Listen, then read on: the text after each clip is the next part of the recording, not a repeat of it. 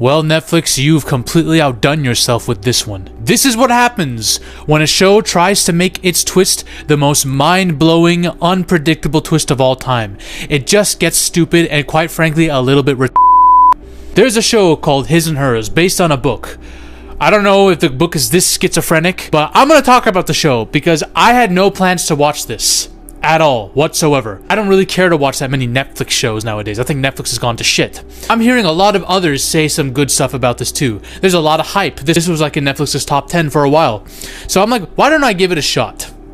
And I did. This shit is like a Tyler Perry movie. Think of the craziest, most schizo Tyler Perry movie you can ever think of. And combine that with the Knives Out movies. That's what this shit was. Especially when it comes to the ending. Tyler Perry tends to write crazy schizo stories about black people just suffering and terrible evil villains doing crazy shit and crazy twists and turns. This is that amped up to 11, and it's not necessarily about a black community. I don't even know what to say about this, guys, so I'm gonna make the first part of this video spoiler free in case you're really interested in watching the show and don't want to know anything about the spoilers. And then I'm going to do spoilers after. If you don't care about spoilers and you're not planning to watch the show and you just want to see this for shits and giggles, watch the whole thing through so you understand the context going into the spoiler part, alright? Where do I even start with this shit, man? And I have a fucking headache. I don't even want to fucking... Basically, it's a small town murder mystery. I believe this is like in Georgia, this TV show takes place in. A woman has died brutally. She's been stabbed 50 times. John Bernthal is the lead detective on the case. Tessa Thompson is like a news reporter, a broadcast personality you would see on TV reporting on news and all this shit. They are married, but have like the most strained marriage ever. They're married, but they're not together. They're sleeping with other people. It's kind of fucked up. Everyone is literally connected to the victim. Everyone knows the victim. Either they were friends or they had some other kinds of relationship with her. Everyone in this town knows the victim, so it leaves a lot of people very, very suspicious.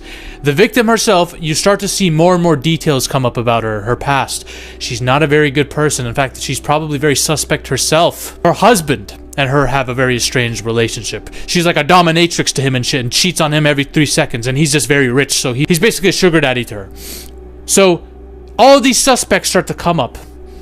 And then more people start dying. More people connected to her. Her name is Rachel, I believe. More people connected to her who knew her from the past, who may have been childhood friends, start dying. It's all linked to this group of friends. This group of girls who met in this fucking school or whatever. All of them have a friendship bracelet attached to their tongues, to the corpses when they're fucking dead. Indicating that somebody who knew them very intimately was the one who killed all of them. And from there we have a convoluted story leading to what may or may not be one of the craziest serial killer detective mystery stories I've ever seen in my life. Here, we're gonna get to the positives, okay? Because I'm a fair man, as you know.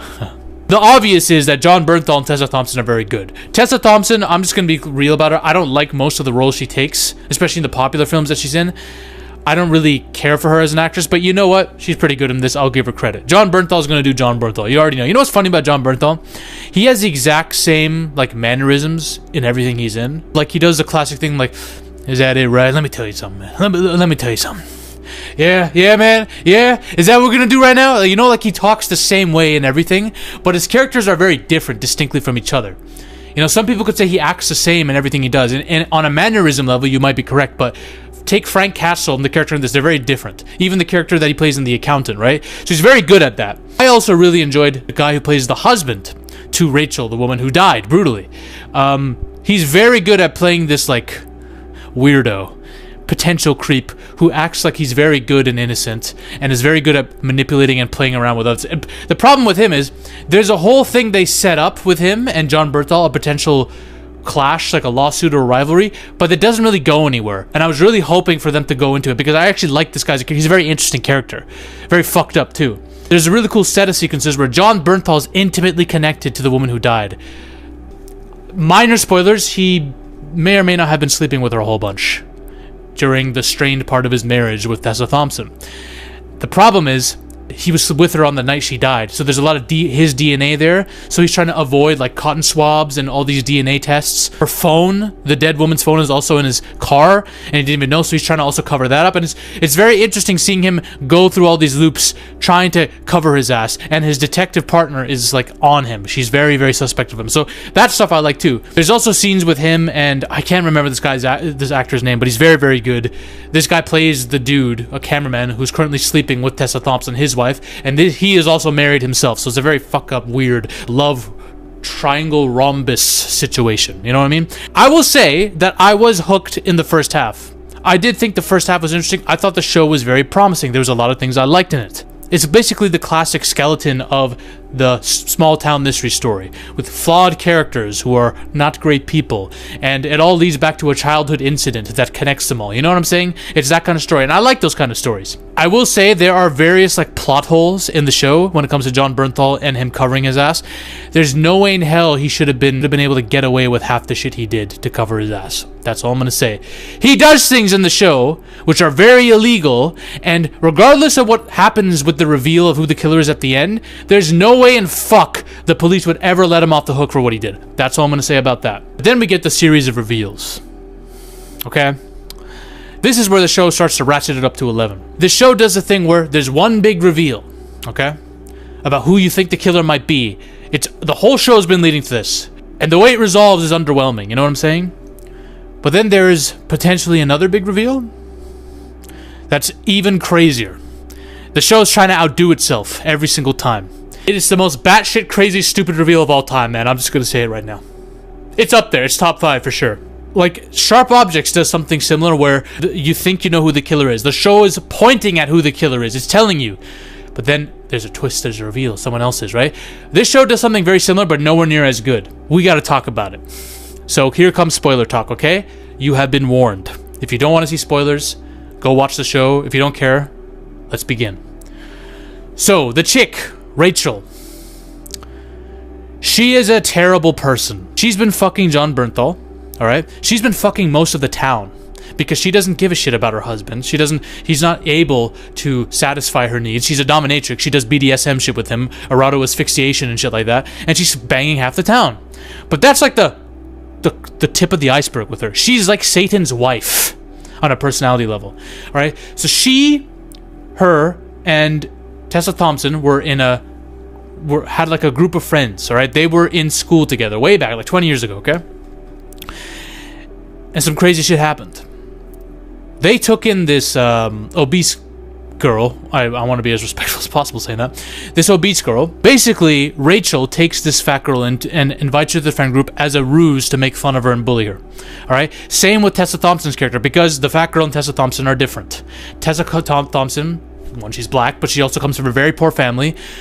Her mom works for Rachel's family as like a servant, a house servant. This girl is fat, eats a lot of junk food, is made fun of at school. So to make fun of them, this group of bullies basically brings these two girls into the fold. And on one night, on Tessa Thompson's, I think, birthday, 19th birthday, whatever, 18th birthday, they all go to the woods. Of course they do. Everything happens in the woods. They all go to the woods in this abandoned area. And Rachel invites over a couple of weird creep guys who seem way too old for these girls, okay? And she shows them the pictures of the two girls that they are planning to entrap here, okay? The fat girl and Tessa Thompson's character. Oh my god, why do I keep saying the fat girl? She has a name. What's her name? Candace? Christina? I'm really, really sorry. I don't mean to be disrespectful. I'm really bad with names. The overweight girl and Tessa Thompson are in the woods, okay? These dudes come up there. These dudes basically, I can't show pictures of this, but these dudes decide to R-word the fat girl off of the pictures that Rachel sent them. And Rachel set this up as some sadistic game so she can just have these two poor girls be victimized so she can laugh at it. Fucked up, man. And another reveal in the finale is this fat girl. This overweight girl. This overweight girl. She basically killed her own sister at one point. Alright? By taking her inhaler and using up all of it so she wouldn't be able to use it in a time of need, and then she would die.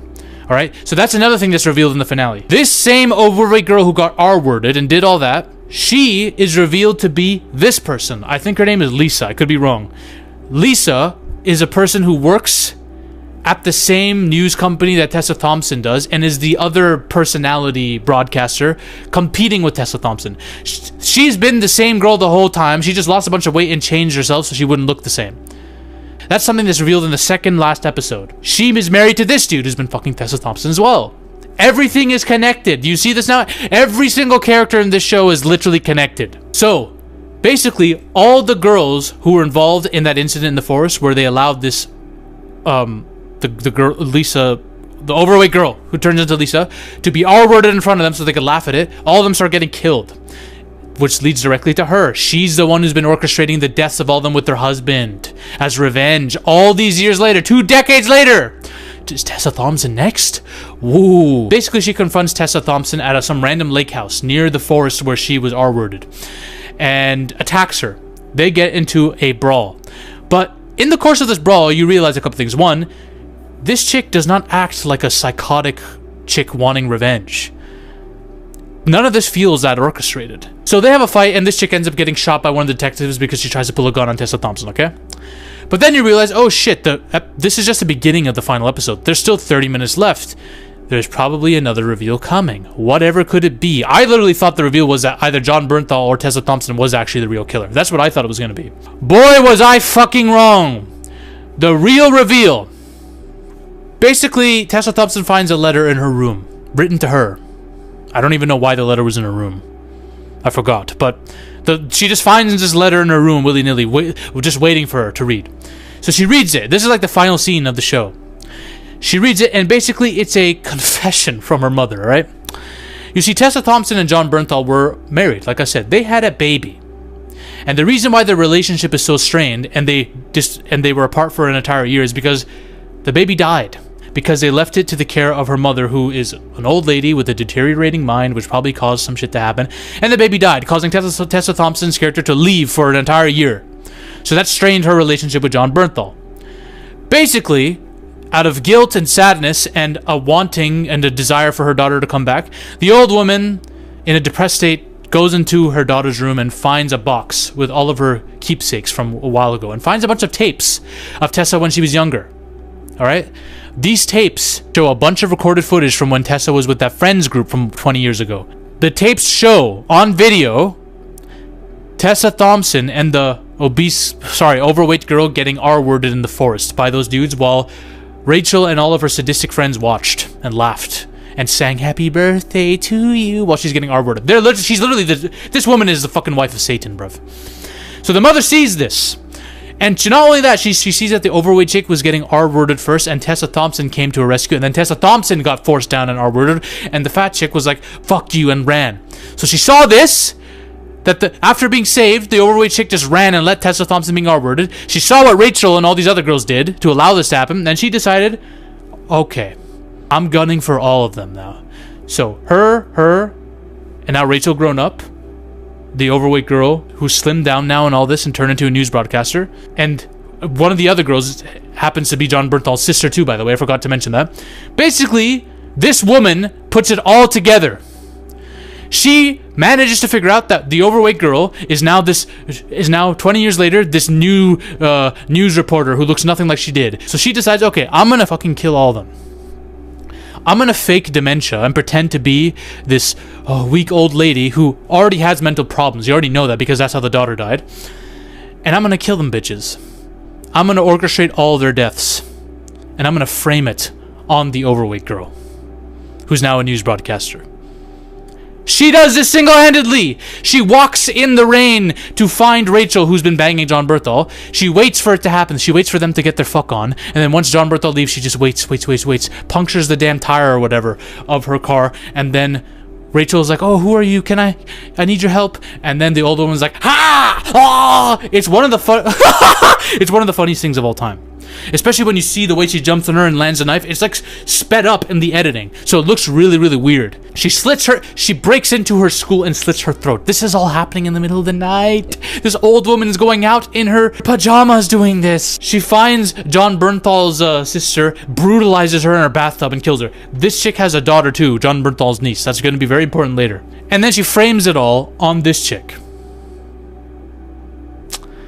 Now, she didn't expect for this chick to get shot. She wanted her to go to prison for the rest of her life, but she's like, okay, all 3 bitches done. Who cares? She single-handedly orchestrated the executions of multiple people by herself, like this, just so Tessa Thompson's character could come back and have a reason to stay. Just so Tessa Thompson and John Bernthal could come back together, and they have a new surrogate daughter in the form of that niece, who is now motherless. And now Tessa Thompson's also pregnant at the end of the show. So they got everything they wanted because of her being an OG mom. An old lady went out in the rain, killed all of these people brutally, and the cops couldn't figure it out.